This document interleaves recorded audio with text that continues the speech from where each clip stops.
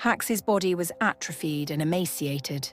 His sunken chest revealed a skeletal physique, appended by bony, sinewy arms.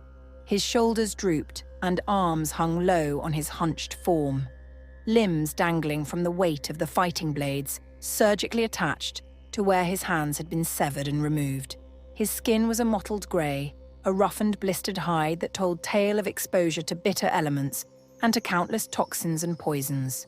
His head, originally shaved, was now completely bald. His hair long ago having fallen out from torture and pain. Instead, his scalp was adorned by scars, some old and calloused, others still fresh and weeping.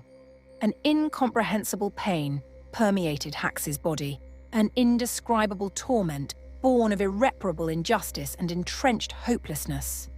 There is no outcome that would not lead to his death, his exertions merely delaying the inevitable. Yet the audience around him, and those viewing his exertions on their holoscreens in the megalopolis superstructures of the planet, would never know of this anguish, for his face was covered by a mask, its now tarnished chrome expression, a caricature of ferocious anger that was a veil for his violent despair of his shatter psyche. With shocking speed, Haxe launched himself forward against the gathered foes of the arena, a strange mix of mutated fell beasts of the blasted wastes of the planet and their handlers. These were far from the first beast he had confronted in the half a dozen gladiatorial clashes to date, and he had learnt, through pain and injury, the secrets to avoiding their aggressive assaults. Haxe deftly maneuvered himself away from the errant tusk assault of the six-legged megafauna, a moot, with launched himself at the two handlers holding electroprods and leads tethered to the beast. Within moments, the composite armor-clad figures were slain, Haxe dexterously slicing and stabbing his blades between armor segments and into exposed areas of the handlers' bodies.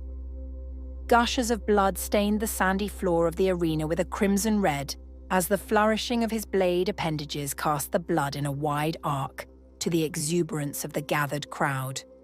Without the handlers keeping the field beast under a modicum of control, the moot immediately began to stampede throughout the arena in an indiscriminate rampage. Haxe immediately reacted to his advantage. A mechanism launched both of the blades out before him and toward the toughened hide of the creature. Spools of ultra-thin compositive wire unwound from his wrists, following the blades as they both struck into the creature. Within moments, the wire pulled taut, and Haxe was pulled from his feet. With a preemptive leap into the air, he maintained his footing and soon, to the delight of the audience, he began to effectively surf the sandy floor of the arena behind the stampede monstrosity. His primary target was the other beasts, a squat and powerful giant cat-like creature called a tigras.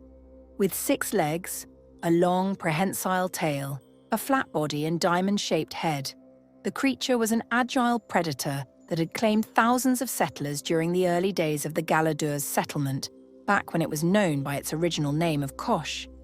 But this feral feline, now corrupted by the pollution of the world, stood no chance against the moot in full flight, and it was gored by the tusks of the lumbering beast, its writhing form lifted up off the ground before it slumped dead from the piercing assault. That creature's handlers failed to escape their own deaths and were violently trampled by the moot as Haxe used his retractable blades to steer and guide the beast around the arena. With only the moot remaining and it securely under his control, Haxe could not help but feel his shattered mind momentarily coalesce once more, as if the pieces of a mirror reforming after being long shattered. Memories of his family, his wife, his mission of revenge against the corrupt princelings, it all flooded back into his consciousness. With this mental onslaught came the realization of his current circumstances, the pain, the hopelessness, the misery, and the anger, and he froze, unable to process or respond. It was then that he was struck. Not by the moot, the hulking creature's form before him suddenly fell dead. Instead, he was struck by a long metal shaft, a spear fired upon him by a terrifying metallic robotic construct that had entered the arena.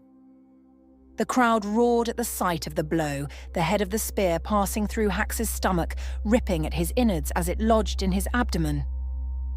Falling to his knees, he looked down at the spear just as a second was launched in his direction by the approaching robotic marauder. All he could capture in his mind as the spear approached his head was a single image of a brunette woman, young, passionate, committed to his cause. And he held on to the image of his wife as the spear struck, dislodging his head clean from his shoulders with a forceful blow. And with that, the career of the criminal gladiator, Haxe the Blade, was at an end and injustice had been served. Persephone watched on from her small cracked holoscreen, bundled up in layers of ragged clothes and wearing tattered gloves to protect herself as best she could from the frigid cold of the mining station, deep in the northern waste. Her brown hair was longer and matted, her once youthful face sunken, and her skin oily and grime-covered. She gazed at the violent scene with a perverse mix of horror and relief. She knew that her husband, Nolan, the man she loved more than anything in the galaxy, was long dead, his identity destroyed when the persona of Haxe was born from the propaganda and torture of the Gladiator Guild. But to see his broken and abused body, that same body she had spent countless nights lying against during their relationship, finally put out of its misery, its pain, she could not help but feel relieved. And so, with an overt calmness that belied that emotional maelstrom that swirled within her soul, she reached within her pocket and retrieved the small red button that connected to wires that weaved beneath her clothes. She smiled to herself and pressed the button. As she did, the makeshift suicide vest of mining explosives beneath her tattered attire detonated with a ferocity that mirrored the fury of her pain and anguish. As the explosion ripped through small canteen of the mining outpost, instantly killing Persephone and 57 other corralled prisoners and slaves that toiled in the mines of Galadur, the woman's mind held one final thought before her body was ripped apart. "See you soon, sweetheart." Hey!